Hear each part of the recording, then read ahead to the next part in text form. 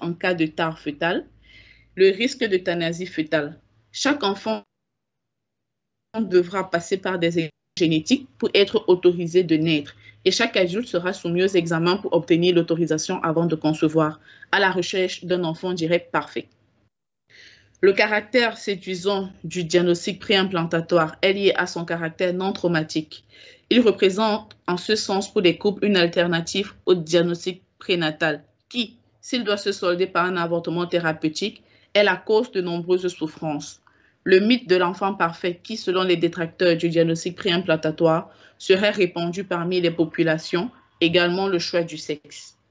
La charge psychologique des personnes vivantes et atteintes de maladies génétiques ou de handicap et dont la société permet d'éviter leur naissance.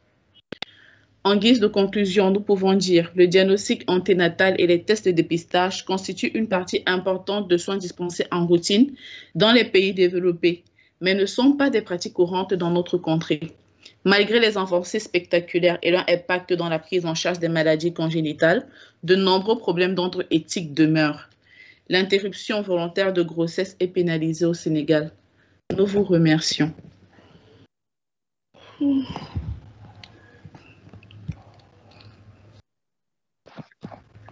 Merci à préparer et présenter ce groupe. Est-ce qu'il y a des interventions? Est-ce que vous poser des questions, suggestions, faire des remarques? Je prends directement la parole.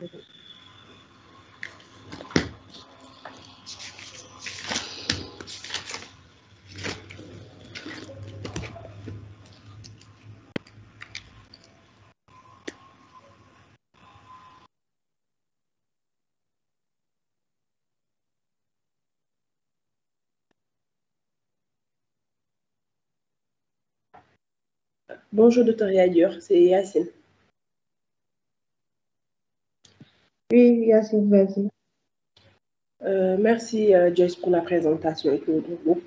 Moi, je voulais juste revenir par rapport à l'échographie anténatale, morphologique, parce que dans notre pratique quotidienne, on avait reçu un malade qui est né avec un syndrome de Walter, donc il avait une agénésie des mains et des pieds, et l'échographie morphologique ne l'avait pas diagnostiqué. Donc, je ne sais pas si c'est des anomalies qu'on peut ne pas voir, mais comme effectivement, nous, on se disait que la formation des mains et des pieds, normalement, l'écho pouvait nous le montrer. Mais dans ce cas deux cas de figure même, l'échographie morphologique n'avait pas pu diagnostiquer ce syndrome-là avant la naissance. Donc, c'était normal. Je ne sais pas si c'est l'écho en tant que tel ou bien c'est les syndromes même qui font que les praticiens ne vont pas les voir. Et même pour le diagnostic anténatal, le problème c'est qu'effectivement au Sénégal, concrètement, qu'est-ce qu'on peut faire? Parce que si on diagnostique un enfant avec tous ces anomalies chromosomiques et finalement on laisse l'enfant naître pour après qu'il décède dans certains cas, nous, en tant que praticiens, qu'est-ce qu'on peut faire devant ces cas-là? Merci. Ok, Yacine, merci. Alors, pour la première interpellation, je pense que le groupe l'a dit, l'échographie est opérateur dépendant, ça c'est une chose. L'autre chose, c'est que pour chaque échographie, il y a des étapes, des choses à faire, des dépistages à faire, des mesures à faire. Maintenant, est-ce que la personne s'attelle à observer toutes ces recommandations-là?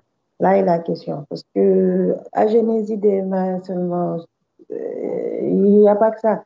Parfois, c'est des jumeaux et la personne fait une échographie, on ne voit jamais qu'il s'agissait d'une grossesse gémellaire. On a même eu ici le cas de Tiamois, qui a fait des échographies. Elle ne savait même pas qu'elle avait 2 enfants, encore moins des enfants thoracophages. Donc ça, c'est vraiment pas que opérateur dépendant, mais que l'opérateur, c'est pas seulement l'expérience, mais respecter les étapes des recommandations. À chaque écho, ces indications, et si on ne fait pas les choses, en tout cas dans les normes, on se limite seulement à avoir une datation, à voir que c'est une grossesse intra-utérine, quelque chose de banalisé ou bien.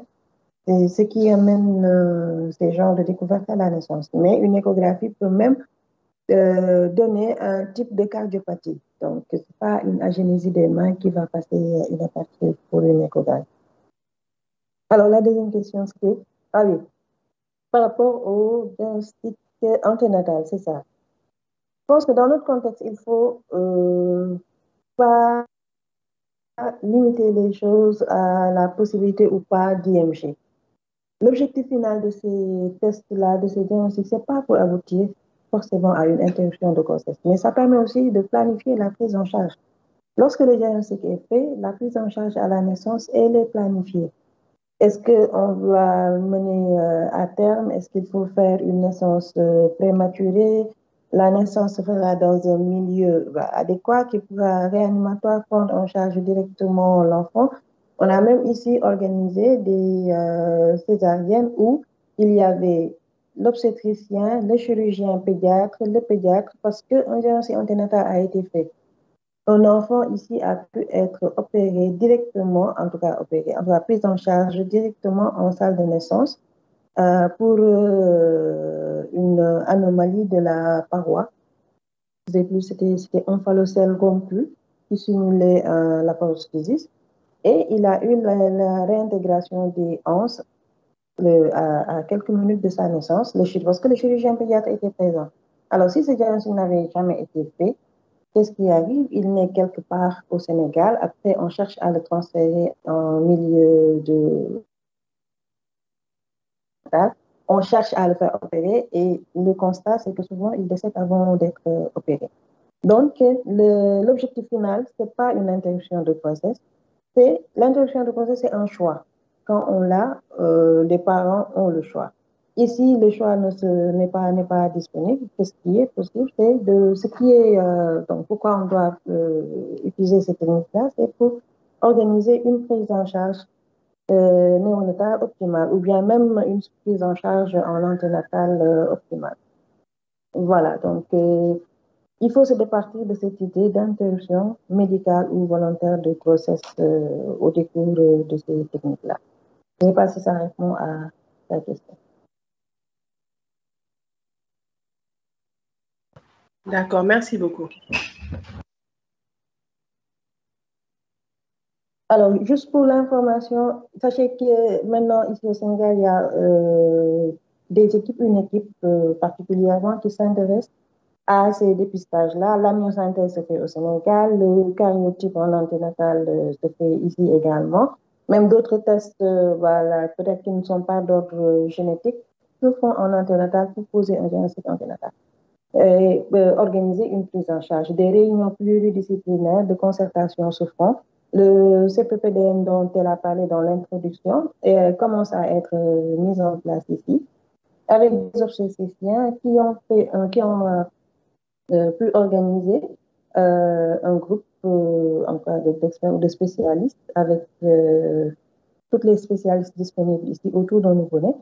Et ils collectent des cas, ils organisent des réunions et ces spécialistes discutent en fonction des cas. Et c'est comme ça que des enfants ont pu être pris en charge assez précocement sans être là à aider voilà, sur le plan diagnostique ou autre.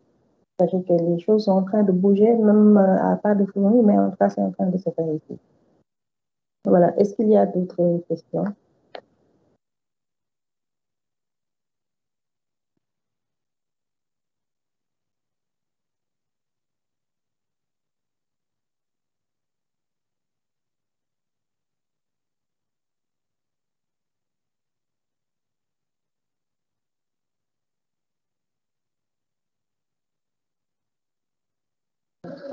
Alors, juste